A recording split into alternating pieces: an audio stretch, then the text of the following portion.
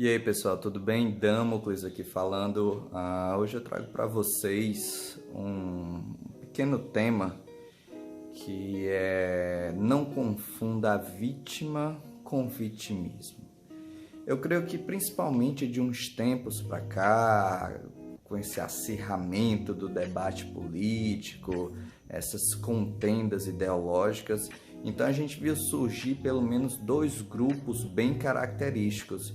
De um lado, tem aquele pessoal que diz que tudo é mimimi, é geração Nutella, é tudo frescurada, bullying não existe, nada existe, enfim.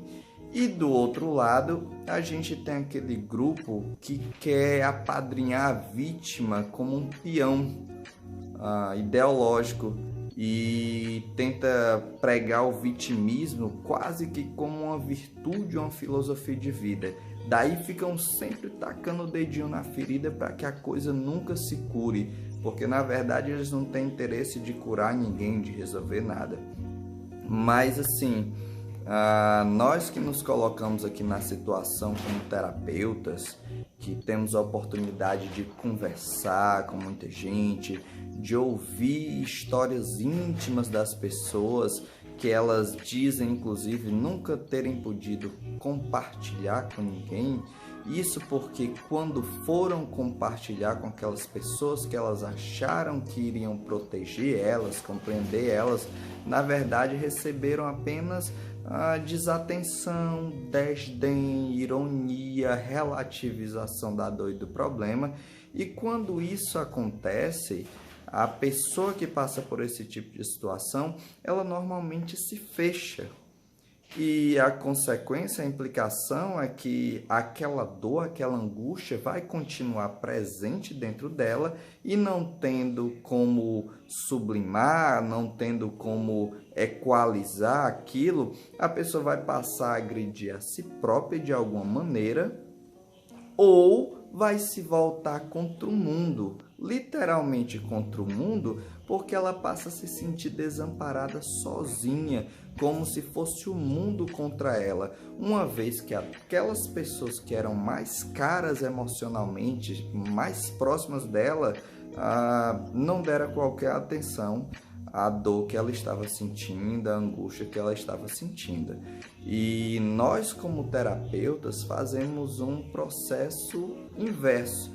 Isso porque quando escutamos as histórias, tais quais eu mencionei, casos de gente que com 4, 5 anos de idade já sofria maus tratos dos pais, gente que perdeu os pais muito cedinho e daí teve que viver largado na casa de um, na casa de outro, sendo tratado com rejeição, sendo tratado como diferente, né? O patinho feio do lugar. Gente que tinha vizinhos ou priminhos que viviam apelidando repetidamente por anos e anos com apelidos, com apontamentos depreciativos que só fazia a pessoa se sentir insegura, se sentir amedrontada, enfim, coisas injustas. Eu quero que você entenda isso. A palavra vítima cabe no sentido que quando a gente vem trazendo como referência o mundo ideal, essas coisas não deveriam ter acontecido. Então, sempre que uma injustiça se manifesta, uma vítima também vai estar ali presente. Aí alguém diz, mas é normal, é assim, é com todo mundo. É verdade, o mundo é desse jeito mesmo, mas não significa que aquilo não foi injusto.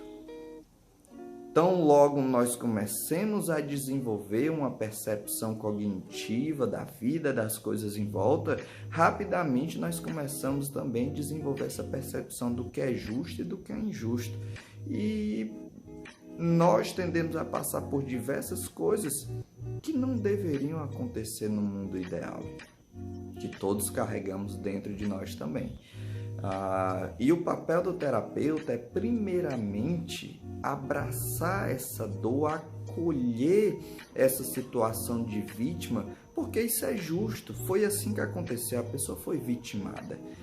Aí só depois que a pessoa percebe que ela não está mais sozinha, que há pelo menos mais uma pessoa, mais alguém que compreende o que ela passou, que olha com o olhar que ela viu aquela situação, ainda que esteja distorcido um pouquinho, mas pelo menos aquela pessoa que está ali do lado está entendendo, está escutando, está acolhendo, aí ela começa a se abrir. E depois, então, nós começamos a mostrar para a pessoa, olhe, não é o mundo inteiro contra você, foi só aquele grupo que agiu assim. Não vão ser todos os seus namorados ou esposas que vão agir desse jeito. Existem milhares de opções, de possibilidades, existem outros tipos de casal que dá tudo certo, entende? Então, nós começamos a ampliar a percepção de potencialidades dessa pessoa, mas primeiro a gente tem que quebrar a barreira acolhendo a vítima, porque é justo fazer assim. Então não é só chegar, deixa frescura, sai daí, aqui conversa, comigo foi assim, aí a gente entra noutro âmbito, que é a questão da subjetividade da dor. Muita gente diz, eu também passei por isso e nem sou assim, nem sou traumatizado, etc. Vamos por parte. Primeiro, as pessoas são diferentes em suas potencialidades. Isso é um ponto. Então, tem gente que é mais forte, tem gente que é mais frágil. É papel dos mais fortes tentarem ajudar os mais frágeis. Segunda coisa, existem subjetividades, como por exemplo, vão duas pessoas que têm o mesmo relógio para um certo lugar e elas são roubadas. Deixam a mochila em um canto, quando voltam, aquele relógio desapareceu. Um simplesmente fica chateado, mas segue em frente numa boa. Já o segundo fica se lamentando, às vezes vai passar 15 dias, 1 mês, 2 meses se lamentando. Quem olha de fora não faz sentido, mas se a gente for ver os detalhes da história, o relógio daquele segundo havia sido dado para o pai, do pai para ele, e o pai recebeu do avô, que recebeu do bisavô. Então tinha todo um simbolismo emocional, todo um significado emocional envolvido. Era algo que fazia parte da história daquela família, passada a cada geração. É óbvio que o valor daquele relógio, subjetivamente para aquela pessoa, ia ser muito maior e logo a dor dele também iria ser maior.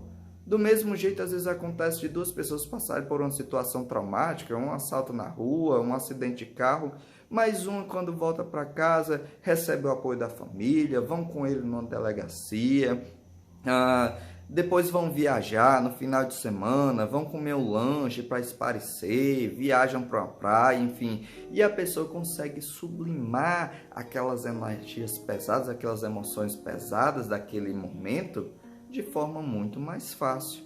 Já o outro, às vezes, não tem ninguém, quando volta para casa, já vive numa relação abusiva, não tem com quem contar, não tem com quem compartilhar.